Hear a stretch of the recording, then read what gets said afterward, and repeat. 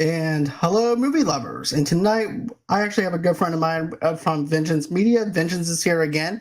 And we're going to be talking about John Wick Chapter 3, Parabellum. This is actually one of my favorite movies out of the John Wick franchises. And it's good to actually have him here as well to talk about this movie. And of course, I also have Tomeka joining us as well. So for further ado, let's go on ahead. Let's get this started. I'm excited to have Vengeance here. I'm excited to have Tomeka here. She'll be here in a few minutes. And let's do this.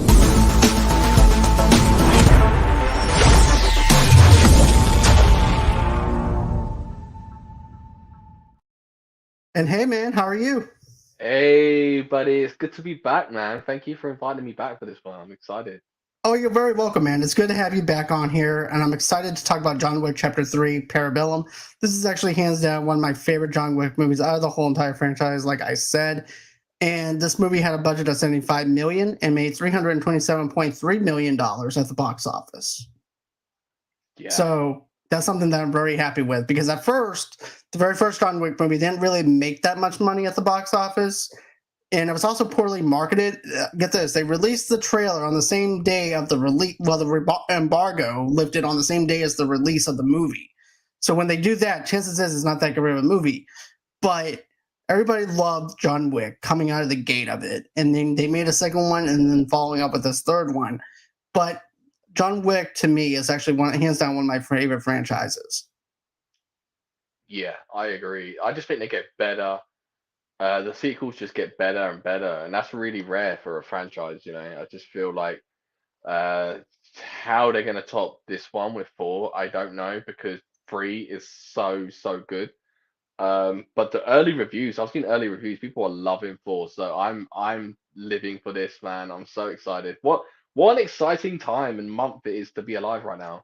Exactly. We have the John Wick Chapter 4 movie coming out. We also have Shazam 2, which I don't know is any good or not, but that's not on my high anticipated movie watch or anything like that. John Wick Chapter 4 is.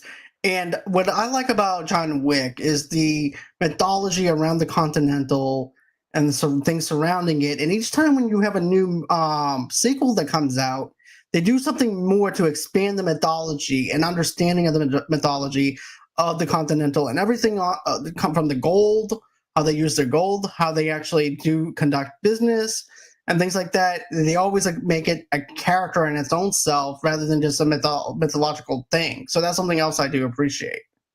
Yeah, yeah, So 100%. So let's go ahead. Let's get on with this. So John Wick is making his way through Manhattan before he is labeled excommunicado, which is actually what happened in the how the second one actually leaves us hanging in the balance because of the fact that when Winston winds up telling John, "I'm going to give you a head start," and then after that we're going to start the excommunicado. I'm thinking to myself, how what's going to happen to him? What's going to happen up to this point? And I like how they go on ahead. You see John still running, so I'm like, okay, so we have some continuity within the John Wick franchise where it's starting off on that same day, which is something that a franchise doesn't normally do. And they do this perfectly well because it makes us answer a lot of questions that we have going into this. And, and then of course, he also killed the high table crime lord of Santanio de Antonio at the New York Public Library. And so, of course, he goes over to the New York Public Library. John retrieves a maker medallion and a rosary. So I like how they go on ahead, and even with the library scene, because of course, he winds up getting a taxi, and then when he gets that taxi, he winds up paying the taxi driver in gold coins. So therefore, that's actually connected in with the assassins, and he tells them, "Hey, look, we're gonna go. I'm gonna leave my dog here, and you just take him back over to the Continental." Gives him the gold coin. He steps out of the pouring rain, goes over to the library, and he asks for a library book. So I definitely like how even the library is even connected in with this as well, to where everything looks all fine up in the forefront, but you also have assassins working behind the front lines of this. So what did you think? Yeah, I loved how it opened. Before I go into what I think, just want to say a Oh yeah. big love to Lance Reddick and his family. What terrible news we had yesterday. Definitely. Lance was hands down my favorite part about the John Wick franchise in itself as a whole, because I'm always wondering what they're going to do new with his character when it comes down to him being the concierge of that hotel.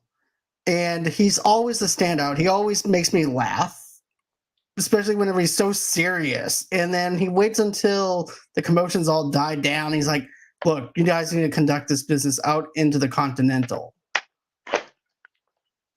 Especially if they're on continental ground. So that's something I really like. And he goes, maybe you might want to offer each other a brandy or a drink at the bar, like in the second one, which makes me laugh. Yeah, yeah. I was really taken back by that news yesterday. So yeah, this, I'm just sending all my love and prayers to Lance's family right now. Me Um, too. so yeah, so yeah, I love that library scene. I think Ernest was a funny character. He looked like Andre the Giant for a second. I was like, dude, this guy's like but that fight was amazing in that library. That fight was amazing, and just the way he takes him out is brilliant. So John Wick ain't playing games in this movie, man. He's not. And I like how, you have this big tall guy that looks like Andre the Giant, but also he looks like, and then the whole 9 yards of that giant that you actually see, you know what I'm talking about. He looks like him because he was actually a wrestler on WWE, but he's about that tall, and he's like, oh, you're here to take me down? He goes, yeah, I'm here to take you down. He goes, why? There's still time on the clock. Because what difference does it make? It's just 20 minutes. It doesn't mean anything. And Tomeka's here. Yeah. Yes. Sorry, I'm super late. It's okay. We were just talking about Lance's passing.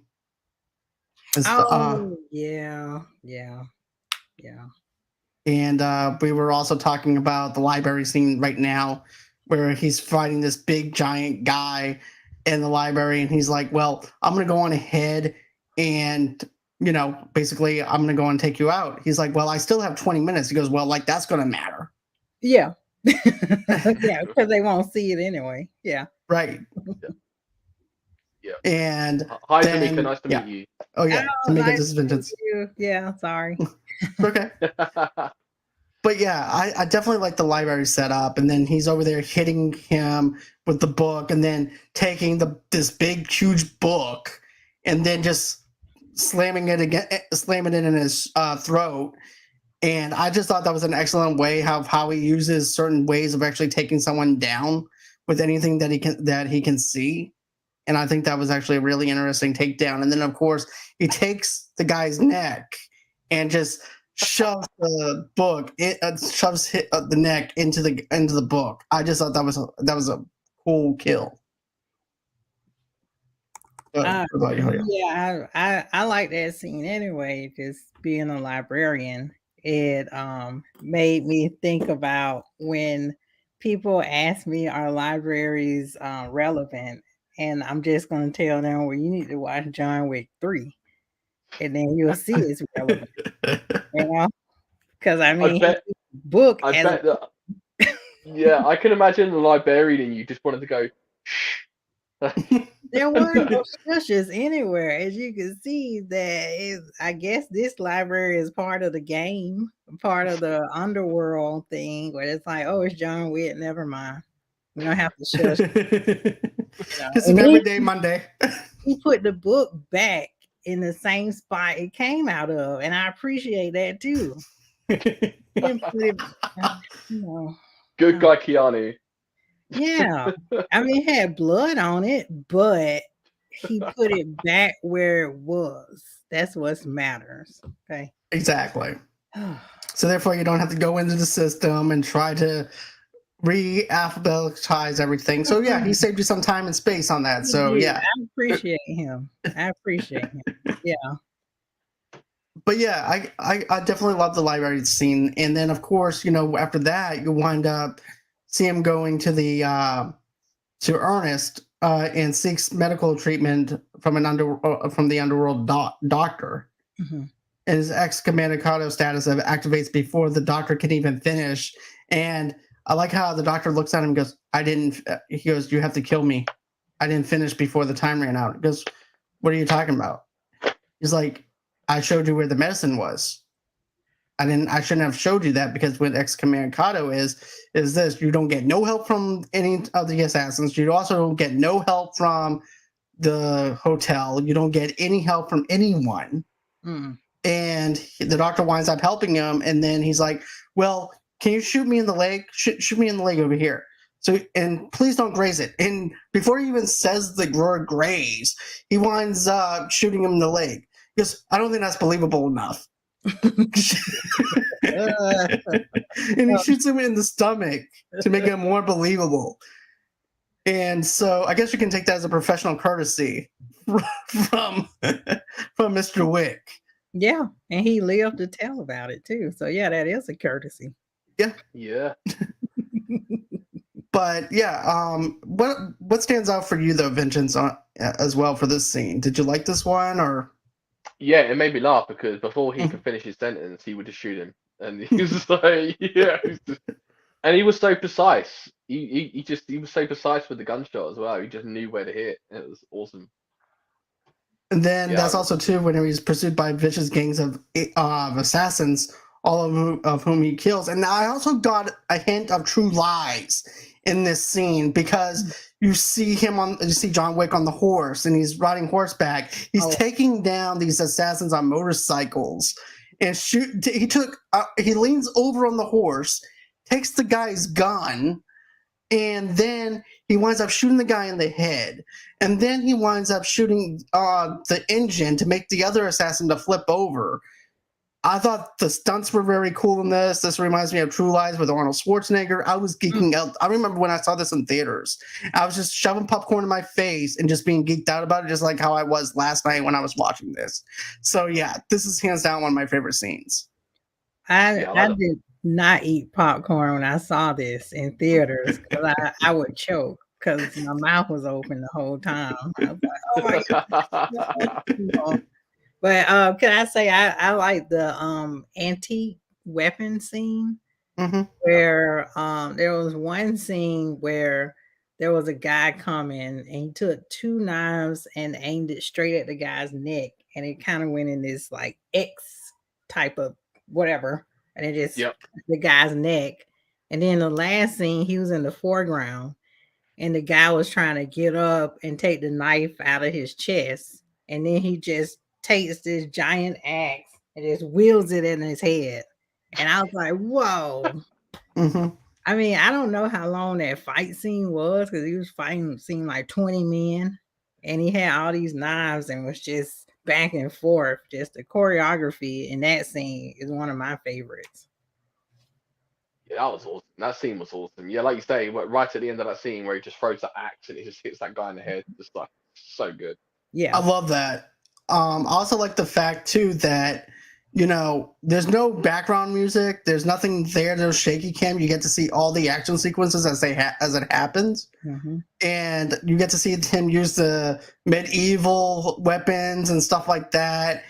And I definitely love the medieval stuff that he was using. I got instant Bill and Ted vibes because of the fact of because of the. But still, I really enjoyed it, and I like the fact too that they don't use any type of suspense music. It's just as if we're fighting with him, and you get to see everything full hand. So that's something I do appreciate that they did with it. So yeah, I agree. That was awesome, and the fact that he was like slapped the horse on the ass and the horse bucked and just killed that dude straight away. I was like, yes, what's this? I like that he turns his environment into a weapon. It's weaponized, like it's there to help him. Like he doesn't have a gun all the time, but like you said, he's in the barn with the horse, and the horse becomes a weapon. Yeah. So yeah, it's pretty neat the way he's just cool. Yeah. Then we finally get to see him do something different, and of course, there's also another assassin that's waiting outside for him though too, and you get to see him going into the theater at this ballet. So at this this thing, And I'm like, okay, this is very different. An assassin going into a theater to see a ballet. So you don't really know what's going on here. And I like how the rosary and also through the marker and the belt plays a factor into this movie too. So I thought that was very interesting. And then, they wind up searching him and goes, well, we need your belt too. So he takes the belt and hands it over. I'm thinking to myself, okay, so they were more afraid about him using the belt because it could probably be used as a weapon because he uses his environment and stuff like that. So that's what I thought of it instantly. But then that's when we actually see him with the head of the Ruska Roma crime syndicate, where he presents the rosary and demands safe passage to Casablanca. And I thought that was pretty funny, where she goes, "Oh, you come to me like the Godfather, Don Corleone, and you come to me for safe passage after I haven't seen you in years, and now you come to me and you want me to do you a favor? Where do you want to go, John? For safe passage, where do you want to go at this hour of the night, bothering me while I'm trying to do my stage play? At this hour of the night, look at Mom." And then he goes, Casablanca. And so then she's like, okay, I'll grant you safe passage to Casablanca. So another thing I want to mention is this. So what did you guys think of the woman who's trying to take control of everybody's property because they helped John? I thought she deserved the punchable face. I think that she deserves the punchable face of the movie. Oh, what is it? Judy? What is her title? Judy. Oh man, I forgot. It's like a judge, but I forgot the proper name of her title. I think it's like a judicial somewhere. Judaizer or something. I don't know. It's something. But director. Yeah, I mean, I guess you can say in a way she's doing her job. Like she's investigating because these guys kind of broke the rules in a sense because they helped him out. She's the adjudicator, is what she is. Oh, yeah. The adjudicator. Oh, by Asia Kate Dillon. Yes. Yeah. I mean, I guess she was kind of doing her job, but also it seems like she was basically taking her job a little bit too seriously. So I don't know. I don't know about her, but I want to punch her in the face too. Yeah, she was like I thought like, oh, that's 11 from Stranger Things. She's grown up, man. Like, yeah. 11. Came out Judy. But what did you guys think of the whole situation where she tells Winston, she's like, well, because of you, John, you gave me excommunicado, and then you gave him a head start. So what did you guys think about that? Like I said, I didn't mind it. It helped with the story, I guess. Just, yeah. I mean, how about you, John? I loved it. I think the adjudicator actually gives you a presence about her of saying, I'm here to take care of business. I'm here to conduct the business that I need to take care of. And you guys were in the wrong for helping John when you know how we conduct business within the continental walls. And also too, Lawrence Fishburne's on that level though too, as well. And she's mad at both of them, and she's there to take the Continental from Winston because of the responsibilities that he promised to lay down within the Continental walls, and he broke those promises in the way that they conduct business. So I like the fact that you have consequences, like John says, consequences. And so with every consequence, there's a reaction. So I like how there's a cause and effect within this world and show the damages and implications that John has placed on Winston and the Continental in itself. Yeah, and like she said, they have rules, and that separates them from the animals. So even in this underworld society, there are rules that have to be abided by. And she's just there to, like you guys were saying, implement the consequences for breaking those rules, basically. Right. Yeah. But I still hate her. And then also too, they're notifying them that they both have 7 days to reign from their positions for helping John. The adjudicator enlists Zero, a Japanese assassin, and orders him to stab the director through both of her hands as a penance for aiding John in Casablanca. John meets Sophia, a former friend and manager of the Moroccan Continental. So this is another thing that I thought that was very interesting. So you got this Japanese guy whose frontline is supposed to be a chef, a sushi chef, and she just hires him as a hand to basically send a message to her. And then next thing you know, she also hires him as a way to go on ahead and try to take John Wick down too. So she's also putting, go on ahead. Zero, it's his name, isn't it? Yeah. Yeah, Zero. But yeah, I just thought it was interesting. I love Zero as a character. Zero reminds me of us as fans of John Wick, especially whenever you see him in the Continental, and we're not there yet to actually talk about this, but I love talking about it though anyways. He's like fanboying out, like, you're John Wick! Exactly. I was like, it reminds me of us. I was like, wait a minute, I didn't stab anybody through the hands. But I like how John is over there on the couch, and then Zero's trying to scoot in next to him, and then Keanu gets up and moves to another area so where he's not near him. He goes, "Hey, John, what? Look, I love all your kills. You did a fantastic job."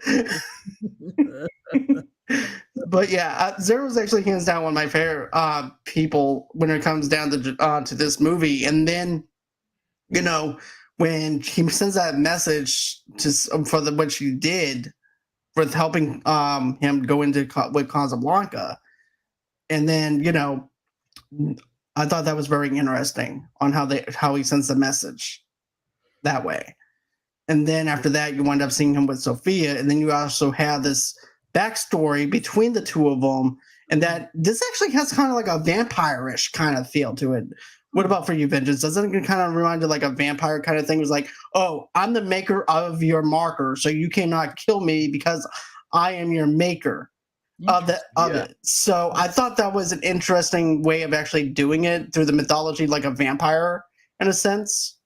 Yeah, that worked really well for the movie. I thought Halle Berry. I don't like to say, like we were discussing earlier, not a huge fan of Halle Berry, but like her role in John Wick 3 was pretty awesome. I thought she was badass, and like especially with her dogs as well. So this is like she was badass in that movie. I thought they gave her a lot to do, to be honest. Because in some Halle Berry movies, she's just very plain and stuff like that in some sense. With this one, they gave her more to do, and you also feel for her because of the fact with her daughter, and you know her daughter being taken away, and she never knowing if she'll ever get to see her again. So I liked how they played the narrative off of that. So that was actually pretty neat to see. Yeah, I want to know more about that backstory though myself. Like I was really curious because I know that he got her daughter out to safety, but I was I wanted to know more, even though it probably wasn't that important to the story. I, as an audience member, was very curious about that. Same. And I wouldn't. Here's the thing: we're actually getting a spin-off movie called The Ballerina. So I wouldn't be surprised if that's tied into it in some way, because I would like to see that being played out or being surrounded with her daughter. Yeah, and being allowed Halle Berry to be the standing point for that spinoff. Yeah. Can we go back a little? Yeah. The part that interests me was we get a little bit more backstory into who John Wick is. You know, when he went to I'm calling her godmother. When he went to her, you know, we find out his real name is what is it? Jordana? Jonathan Antonio. I don't remember. Yeah, we find out his real name basically. And then he said that he was a child of her tribe. Like he was an orphan and he was part of her tribe. So in a sense, she owed him. And then as was his passage was like we were talking about the rosary beads and the crucifix, which we found out is some kind of secret ticket for him to go anywhere in the world, basically. So I thought that was pretty interesting that we found out his real name, a little bit of his backstory, that he's an orphan. Johnny, I got it up on my notes here. It was Jordani Djokovic. Yeah. And then he was child of somebody. Anyway, he did this a long backstory of who he really was, and basically just telling her, "You owe me because I'm part of your tribe." And I thought that was interesting that was higher priority than the high table, because nothing beats the high table except this exception. So yeah, I just wanted to say that was pretty neat. Yeah, I like that as well. And the fact that they burnt him with they put the Yeah. They stamped him with the hot poker. Oof, damn. Oof, yeah. Yeah, if that's a way to get yourself to get out of there. I'm like, what are you doing? We're just gonna brand you real quick. Yeah. You know what? I think I'll die. I changed my mind. Yeah, he does some questionable shit. Yeah, he doesn't. He does some questionable shit in this movie, especially with his finger as well. His finger. Oh yes. Oh yeah. Ooh, yeah. Right? So he gets branded, and then he winds up getting the safe passage over to Casablanca. Yeah. And then that's when he meets up, like we said before, with Sophia. And then John presents the medallion, which binds Sophia to return a debt and demands to be directed to the elder, the only person above the high table. Sophia takes John to Bernada, her former boss, who tells John he may find the elder by wandering through the desert until he can no longer walk.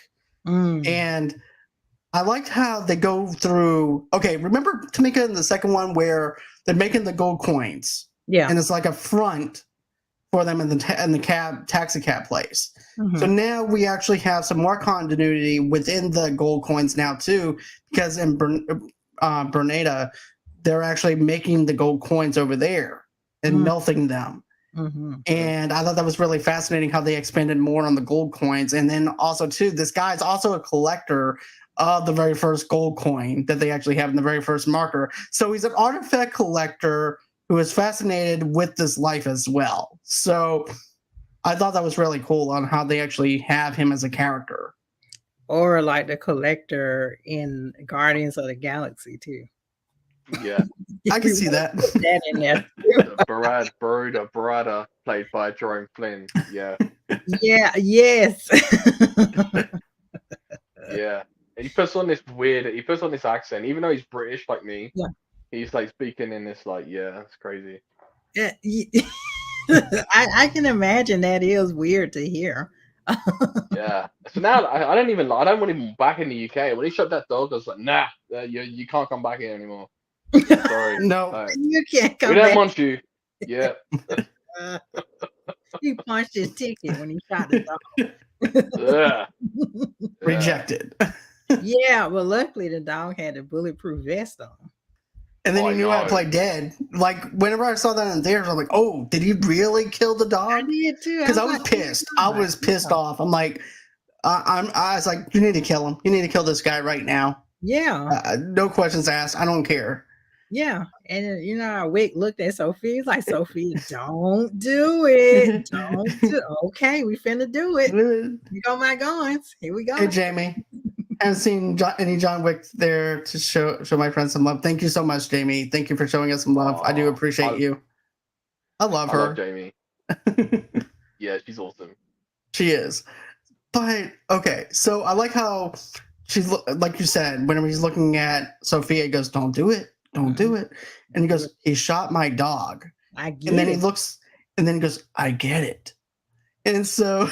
I get it, but okay, we're finna do it. Okay, let's go. Okay, let's do it. Wow. And those dogs were going balls out on. Oh yeah. Literally balls out on. Yeah. Literally, yes. But I like how they use the dog as a character to where we care about these dogs if something happened to them. Even though they were only introduced to us in like 5 minutes, we already care about them. Otherwise, we wouldn't have gotten so defensive over the fact that, although I'm an animal lover and stuff like that, I don't like people killing other animals or whatever. But they're like a character in their own selves, too. Yeah. And to see them used as a weapon the way they are, because okay, you have the animals taking down these guys, and then as they're entering those henchmen, you have Halle Berry killing henchmen right behind them and taking down other people. And then, of course, you see them the dogs biting down the guy's balls, and as Halle Berry is over there killing them. And then, of course, finally we get the guy getting taken down by one of the dogs, and Halle Berry winds up. He goes, "Don't do it." He looks at John, and goes, "Don't." So she winds up just injuring the guy. Oh yeah, her boss. Yeah. Yeah. Yeah, I guess that would have been major consequences if she shot her boss. Well, not only that, but think of it like this, okay? The guy's already got his balls bit off. So he's already hurt as is. So it's like, okay, well, I'm just gonna leave you be, but I'm still gonna shoot you in the leg. Yeah. Because you're already ballless, so I'm not going to do any more damage than what you already are. Manscaped can't even help this guy at this point. No, no, I don't have a sponsorship anymore. For that was a commercial going to come in. Manscaped. Yeah. But yeah, I thought the stunts for this one was really cool to actually see that, and then finally you see them escape the Kaza. And then you wind up, of course, seeing him in the desert. And I like how Sophia goes over to the desert, takes out the dog's dish, and drops the plates down as if, and she's giving them water. And John's like, well, looking at her like, what about meat? Don't I get something? So she takes the water, the rest of the water remaining inside the bottle. She winds up spitting it out back into the bottle, backwashing. Just, there you go. And sends him on his way. And the desert scene to me was one of those things that, like, is he really going to find this guy in the desert? Or is he not? Because this guy's supposed to be finding him, but how is he going to find him? And then finally the guy finally finds him. So the desert scene was actually pretty cool to see. Not to tie everything back to Marvel, but it had a very Moon Knight feel to it. Yeah. In the desert trying to find his way, and then he's found by the high table. Exactly. And then the Adjudicator and Zero confront the Bowery King, who refuses to abduct his position. In response, Zero's students slaughter his men while the Bowery King is slashed 7 times with a Wakashi. Meanwhile, John collapses in the desert and is brought to the Elder. So I definitely love Lawrence Fishburne in this scene because he's like, I'm the king here. You guys have cell phones. You guys have ways of being hacked, a paper trail, and you cannot stop me. Mm-hmm. Yeah. At all. I call him the Assassin's Creed of the John Wick universe. I definitely thought he was dead. No spoiler alert because you see him in the trailer for John Wick 4. But I definitely thought he was dead when he got slashed up 7 times. I was like, there's no way he's going to survive. It's game over for this dude. But like we talked about in John Wick 2, he survived what did he stab him, right? Right. He survived that. So apparently this guy can't die. But what is this, a Scream movie?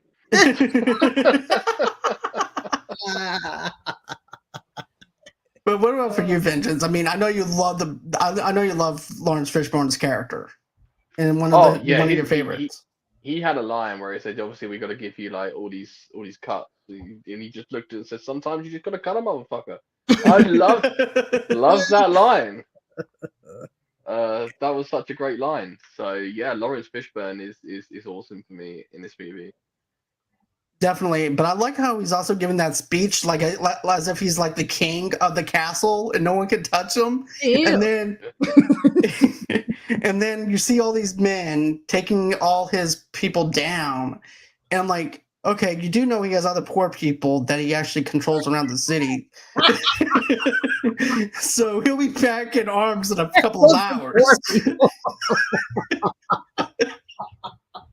Because that's what they are. They're like poor people, homeless people. So like poor people. You can slaughter those. I have a legion of poor That's people. why he's the king. He's just got average people working for him on the streets. Yeah. If you think about it, he doesn't. Yeah. That's the way I look at it. Especially the one part with the homeless guy with the little cup in his hand. And sing like in the second movie, and then he all of a sudden just takes out two guys with a silencer. That was actually my favorite part of the second one. So imagine more homeless people.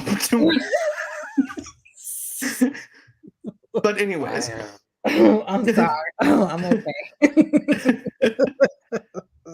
So John states that he wants to live to keep the memory of the love he once had with his wife. The elder agrees to forgive John if he kills Winston and brings Suburban to the high table for the remainder of his life. To show his ability, John serves his ring finger and gives his wedding ring to the elder. Which, if I did that, my wife would kill me. But like your wife or the high table, which one will kill you first?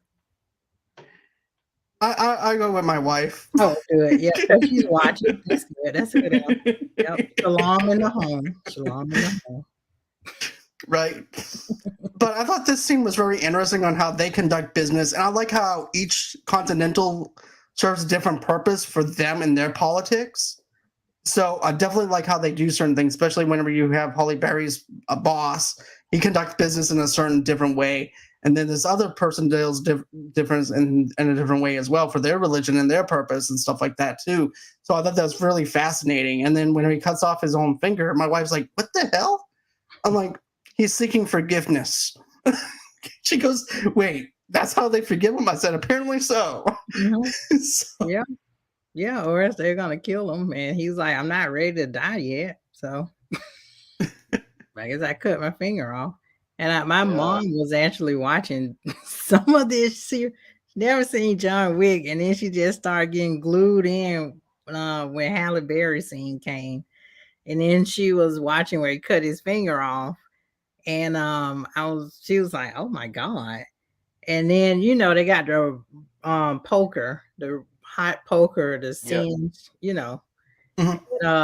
She was like, "Oh, okay, is that how they heal a wound or something?" I was like, "Yeah, I guess that's how they heal the wound. They don't got no hospital, so you just gotta right then and there." Yeah, she seemed to enjoy it, and she doesn't even look at the other movies. So, but I know this scene works for you though too, right, Vengeance? Whenever it comes down to this, yeah. I really like it. Like you say, the different religions and the different politics and stuff. I really, really enjoyed this scene. And like when they cut his finger off, when he cut his own finger off, I was like, damn. Because the poker, it kind of like stops the bleeding and it kind of removes any infection. So that's why they do that. But yeah, I did enjoy that scene very much. Yeah, it was good. Then after that, John returns to New York and is attacked by Zero and his students before reaching the protection of the Continental. And this is actually hands down my favorite thing. It reminds me of kids playing tag. And John just touches the stairs and touches base, and then there's the disapproving parent that's standing above them, which happens to be the concierge. And I like how he's just looking at him like, "Gentlemen, come inside, have a drink." Just like we saw in the second one. And he goes, "The manager," but he also tells John that the manager wants to speak to him, which is Winston. And so they're both waiting in the waiting room, and we already talked about this a little bit, but this scene makes me laugh every single time because of the social awkwardness between the two of them, because Kano's just trying to survive. Meanwhile, you have Zero who's trying to kill him, but he's so geeked out and heard legends of him to the point where he doesn't want to kill him right now because he's just so excited about meeting his favorite person. So that's something I really thought was just hilarious. The dark humor in these movies works for me. With him being excommunicado, he and him touching the base of the Continental, he could still do that. Like if he's excommunicado, even if he touched the base, shouldn't it been grounds for them to just keep killing him? That's what I had thought too. Yeah. It's kind of contradictory in a sense. Yeah. But I guess since, Winston winds up telling the concierge to come out there to stop him, Okay. that pretty much puts an end to it because he says what stays and what goes, despite what other judicial person winds up wanting him to do. And he had 7 days still. So, yeah, he's still in Right. charge. Right. Right. So he's still in charge. And I also like whenever he goes up to Winston's office, he goes, "So, John, you're going to kill me? Is this the way it's going to happen?" And John goes, "I'm not going to kill you. What if I told you that we could take down the high table and get revenge on the people that needs to be killed?" And so therefore they decided to team up and decided to do like a parlay. And this reminds me of the pirate rules from Pirates of the Caribbean, where the pirates winds up doing like a parlay kind of thing. And so they take a parlay. Then after that, you see the judicial person coming down the stairs, and she winds up telling him, "So, are you guys going to kill each other? And what about you, Winston? Are you going to kill John?" He goes, "No, I'm not going to kill him." "Okay. What about you, John? You're going to kill him?" "No." "Okay." But also too, no she one also wants it with John Wick. No one wants it with John Wick. What can I say? Right, exactly. And but also too, I want to go back 1 minute because we also forgot about something else that happens with Lawrence Fishburne's character.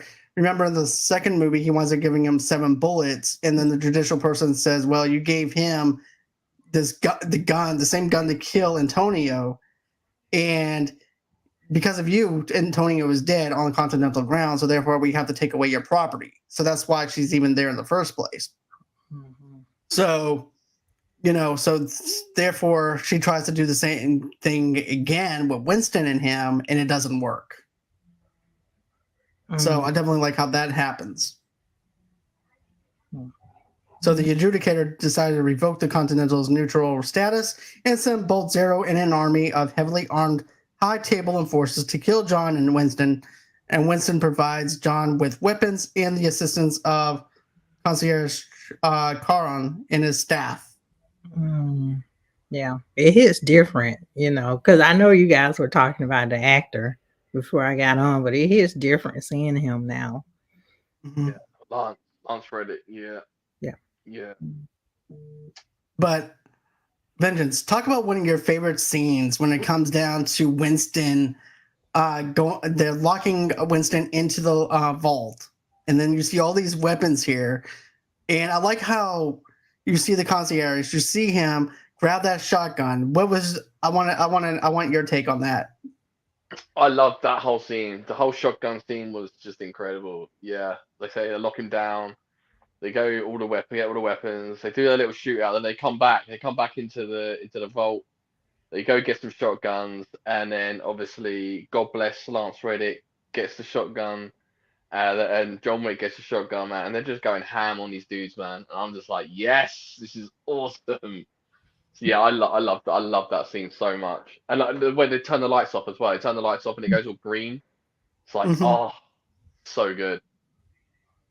This is hands down one of my favorite action sequences, and I like how he casually just takes the shotgun, and how just he goes on ahead, folds his jacket, and puts it on and does it casually, and picks it up and just starts, like you said, going ham on everybody and shooting everybody. The stunts and the action sequences were really cool in this as well. The lighting in it could have been too dark to see everything, but you can see every single thing perfectly. But I also like when they run out of bullets, they have to go back over to where Winston is, and they're like, "We need more guns." She goes, "Be my guest." And this like the GTA of grand finales when it comes down to this John Wick Chapter 3 movie, because this is actually one of those things where I didn't want the action to stop because I was just so geeked out over it. And I was just I was just so in tune with what they were doing to the point where I'm like, how is this going to end? Are they going to kill Winston after a while? I actually felt some danger for Winston, even though he was hiding in the vault, and even though John and the concierge was down there taking care of business, it still had some level of threat to me. It could have felt like anybody is safe, but I still felt like there was some danger involved in it, and that's something that I really did appreciate with this. Yeah, definitely. So after that, then after that winds up happening, we wind up seeing Winston provides John with weapons. Okay. And then after that, John is ambushed by Zero and his students. John proceeds to kill all but two. Zero battles John. And I love this scene. This kind of reminds me of the whole entire mirror scene that we had in John Wick 2. But this is actually dealing with a bunch of glass and stuff like that too. And I liked how they both wind up doing this dance, basically, where they're both trying to take each other down. And I thought the execution worked really well. Yeah, I really liked it when they kept throwing John Wick through those glass cabinets. I was like, I did too, because I'm like, I could just imagine saying, "So, Keanu, how was your day at work?" It was tiring. What did you do? I got thrown through some glass. yeah. I mean, it's got to be a very physical shoot, isn't it? Making a John Wick movie, it has to be very physical, like, and like, yeah, I think he does most of his own stunts as well, which is awesome. So exactly, it definitely is awesome to see him do his own stunts. But I also like how Zero finally dies, and he goes, "It is such an honor to be killed by your hand." He goes, "I'll be seeing you soon." And then then John goes, "No, you won't." Mm-mm. And then Zero just falls flat dead. So, did you want to talk about that one, Vengeance or Tomeka? That scene, or? Yeah, I mean, that scene was awesome. I think like just the way it was shot, like the cinematography, where it's just like you see the reflections of the outside of New York, and like you've got the samurai sword as well. Like got the big sword. And it's just like, yeah, it's just going ham on each other, and I just thought that was really awesome. Yeah, I had such a good time with that scene. I often wonder "I'll be seeing you" it seems like a general theme throughout all the John Wick movies. Like, is that code for something, or I don't know. I noticed that because on the tribute they did to Lance, on their Instagram page, the John Wick official Instagram page, it said, "I'll be seeing you." And I was like, ooh, yeah, right in the field. yeah. Me too. It can't mean I love you, because I mean, no, the guy's dead in the movie. Yeah. Right. I'm thinking, like, since they're assassins, I'm thinking it's like, "I'll see you in hell." Oh, basically. okay. Mm-hmm. That's how I'm getting the vibe from it, because they're assassins and stuff like that. And so I'll be seeing you soon, even though in the context of that, and John saying, "No, you won't," he's thinking of the here and now rather than the later. Mm-hmm. But what about for you, Vengeance? What does that quote actually mean to you? Do you know what? I haven't really thought about it that hard, but yeah, I can possibly see that. Definitely about being a hell reference, and John Wick being like, "No, you won't, because he ain't gonna go to hell." So yeah, I could definitely see that. John. Okay, so now after that winds up happening, the adjudicator agree. Okay, so now we have the rooftop scene where now Winston is on the rooftop with the adjudicator, and this is the biggest "what the hell" moment in the theater that I remember, because I remember one guy going, "What the fuck?" One guy just blurts it out loud in the theater. He goes, "What the fuck was that?"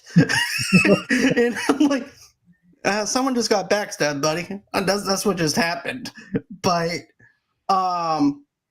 just to save his own hotel, to show some dominance over his Continental, that's what he was doing, just to work with alongside John to show some dominance over it, so that way the judicial officer didn't take it from him. So that's what that was about. And then, of course, you're thinking, well, what happened to John? Because his body disappears. And so happens to be Lawrence Fishburne. He arrives over at Lawrence Fishburne's place. And I'll let Vengeance go on ahead and quote what happens here. Yeah, obviously took his place and took care of him. And he goes, "Are you pissed?" Yeah. How are we already at the end? Like, I don't know. Like, this has gone so quick. Like, but yeah, I've really, really, really liked it, and it's got me hyped. It's really, really tickled me for the new one. The early reviews have been nothing but amazing, and apparently it tops everything that the third one does. So I'm hyped. Yeah, I am. I'm really, really looking forward to going to go see that in the theaters. I'm very pumped up for this fourth one, to the point where I'm like, I'm more excited for this than Shazam. And Shazam's not even on my list, to be honest with you. John Wick Chapter 4 is on my list. I'm excited for this movie. I love this franchise. I love what it is. It's total ridiculousness if you think about it, but underneath the surface and everything, there's a lot of serious stuff within the movie itself. But I think they play off the ridiculousness at the same time as playing off the reality of it and everything too, to the point where you're sucked into this universe and you're caring about what John is going to do. You're wondering what how he's going to kill this next person. You're wondering how if they can continue it and keep going with it, and wondering too the mythology around other stuff that we haven't been introduced yet. Yeah, 100%.